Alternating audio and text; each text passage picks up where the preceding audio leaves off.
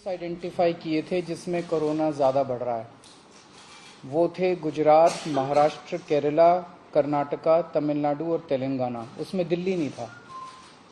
तो उन 6 स्टेट्स में कोरोना ज़्यादा बढ़ रहा है, उनको स्पेशल हिदायतें दी गई थी, भाई आप थोड़ा सा ध्यान रखिए।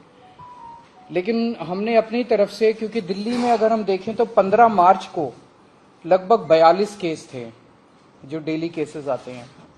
ये बढ़ के 15 दिन के अंदर 30 मार्च को 295 केस हो गए। तो ये सडन जंप जो है, ये थोड़ा सा पहले ही हमने इसको समझने की कोशिश की है कि ये क्यों बढ़ रहा है। तो 30 मार्च को कल की डेट में 295 केस थे। एक्टिव केसेस अभी तक के हो गए हैं 932 और टोटल टेस्ट्स जो हमने कल किए थे वो थे 2363। वैसे अभी कोई चिंता की बात नहीं है, 295 केस है, लेकिन हम समय रहते जो भी स्टेप्स उठाने की जरूरत है वो उठा रहे हैं। अभी तक टोटल 3 डेथ्स हुई हैं, उनमें 2 डेथ्स परसों हुई थी और 1 डेथ और 4-5 दिन पहले हुई थी। ये तीनों डेथ्स वो हैं जिसमें साइड डिजीज कोमॉर्बिडिटी जो है वो बहुत सीवियर थी तीनों केसेस में। तो ऐसा अनुमान है कि डेथ कोमॉर्बिडिटी की वजह से हुई है और शायद कोरोना इंसिडेंटल था, पर ये कहा नहीं जा सकता। तो जैसे एक केस है जिसमें किडनी का ट्रांसप्लांट हुआ था, वो 2-3 महीने से हॉस्पिटल में एडमिट था और उसकी डेथ हो गई। तो ये कहना कि वो कोरोना से डेथ हो गई, ये थोड़ा शायद गलत होगा, लेकिन ये फैक्ट है कि 3 केसेस ऐसी डेथ हुई है जिनको कोरोना था। इन 3 में से 2 दिल्ली के बाहर के रहने वाले थे। अभी इस वक्त जितने भी हमारे केसेस पॉजिटिव आते हैं, 100% केसेस की हम जीनोम सीक्वेंसिंग करा रहे हैं। उसका हमारा मकसद ये है कि अगर कोई भी नया वेरिएंट अगर निकल के आए तो हमारे को पहले से पता चल जाए कि कहीं कोई चिंता का विषय तो नहीं है। तो 100% केसेस की जीनोम सीक्वेंसिंग करा रहे हैं। इस वक्त जो सबसे प्रिडोमिनेंट वेरिएंट आ रहा है वो है XBB.1.16। लगभग 48% केसेस में ये वाला वेरिएंट है और जो बाकी भी हैं उनमें भी इसी वेरिएंट के कुछ सब वेरिएंट्स हैं। इस वेरिएंट की 3 क्वालिटीज हैं। ये वायरल बहुत तेजी से हो रहा है, बहुत तेजी से फैल रहा है, लेकिन ये सीवियर नहीं है बिल्कुल भी। ना तो इसमें कोई तेज सिम्टम्स हैं और ना ही इसमें ज़्यादा हॉस्पिटलाइजेशन की ज़रूरत है और ना ही इसमें डेथ्स की ज़्यादा चिंता है। तो सीवियरिटी इसकी कम है, लेकिन इवेजन टू इम्यूनाइजेशन है कि अगर आपने वैक्सीन भी लगवा रखा है तो ये उसकी परवाह नहीं करता, ये उसके बावजूद भी ये इन्वेड कर जाता है। एक जो हम लोग दिल्ली में कर रहे हैं कि सीवेज जो है उससे हम एडवांस में पता करने की कोशिश करते हैं कि कहीं कोरोना तो नहीं आ रहा। तो मिड फरवरी तक जितने हम सीवेज के 7-8 जगह से पूरी दिल्ली में सैंपल उठाते हैं सीवेज के और उनको टेस्ट करते हैं। पहले अगर कोरोना आता है तो पहले सीवेज में कोरोना डिटेक्ट होना चालू हो जाता है। मिड फरवरी तक 0 कंप्लीटली पूरे दिल्ली में नेगेटिव था। उसके बाद से धीरे धीरे पॉजिटिव कुछ सैंपल्स में आना चालू हुआ और पिछले 15 दिन में अब ये सीवेज में पॉजिटिव इसके वो निकल के आ रहे हैं। हमारी इसको लेके पूरी तैयारी है। वैसे तो कोई भी चिंता करने की जरूरत नहीं है, बहुत कम अभी केसेस हैं और कोई सीवियरिटी भी नहीं है, लेकिन तैयारियों को देखते हुए हमारी 7,986 बेड्स हमारे अभी तैयार हैं कोरोना के लिए। इसमें ऑक्सीजन वाले बेड्स भी हैं, इसमें वेंटिलेटर बेड्स भी हैं, इसमें आईसीयू भी हैं। 7,986 बेड्स हैं जिसमें से 66 बेड्स केवल ऑक्यूपाइड हैं। 66 आरटीपीसीआर के टेस्ट करने की हमारे पास सफिशिएंट क्षमता है। लगभग 4,000 टेस्ट हम सरकारी लैब्स में करने के लिए हमारे पास क्षमता है और प्राइवेट लैब्स में तो 1 लाख से ज्यादा टेस्ट पर डे करने की क्षमता है।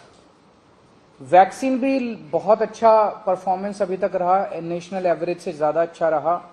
18+ की कैटेगरी में तो लगभग सबको वैक्सीन लग चुकी है और 18 से निचली उसमें आए तो फर्स्ट डोज सबको लग चुकी है, सेकेंड डोज भी 85% के लगभग लोगों को लग चुकी है। हमारे पास सफिशिएंट एम्बुलेंस है, सफिशिएंट ऑक्सीजन अवेलेबल है, सफिशिएंट ऑक्सीजन स्टोरेज की कैपेसिटी है 26 मार्च को हम लोगों ने 38 सरकारी दिल्ली सरकार के हॉस्पिटल्स की खुद ब खुद एक मॉक ड्रिल की थी कि बाई चांस अगर हो जाए तो, और इसमें जितने मान लीजिए कोई इक्विपमेंट काम नहीं कर रहा था, ऑक्सीजन वाली अवेलेबल है नहीं है, वैक्सीनेशन, सारी चीजों की एक तरह से ट्रायल करके देखा था कि सारी चीजें काम कर रही है कि नहीं कर रही। अब केंद्र सरकार के निर्देश आए हैं 10 और 11 अप्रैल को एक बारी सारे सरकारी और प्राइवेट हॉस्पिटल्स की मॉक ड्रिल की जाएगी।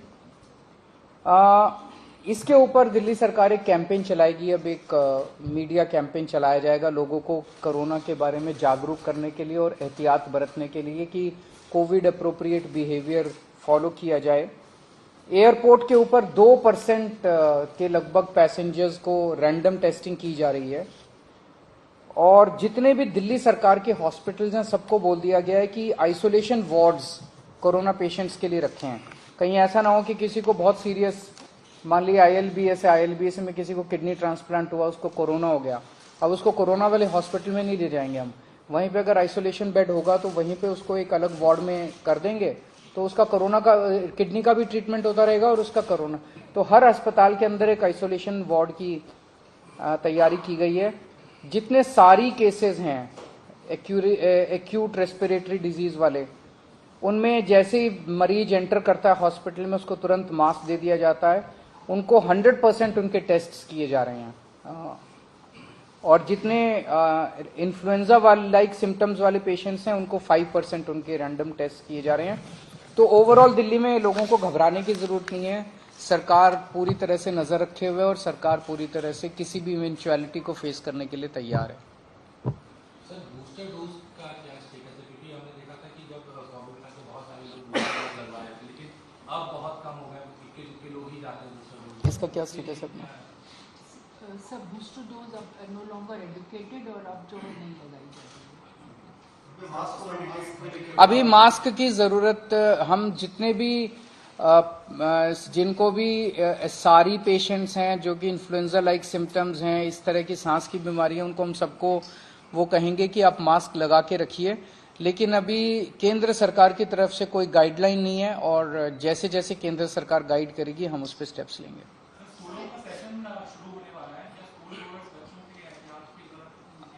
अगर ऐसी कोई जरूरत होगी तो हम समय समय पे करते रहेंगे।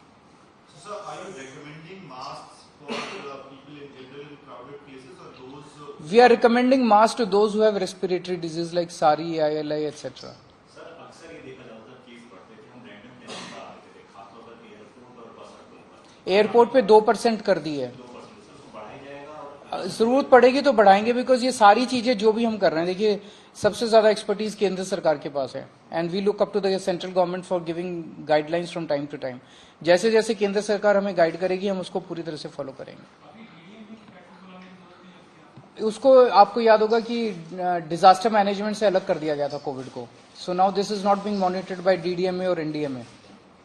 Thank you.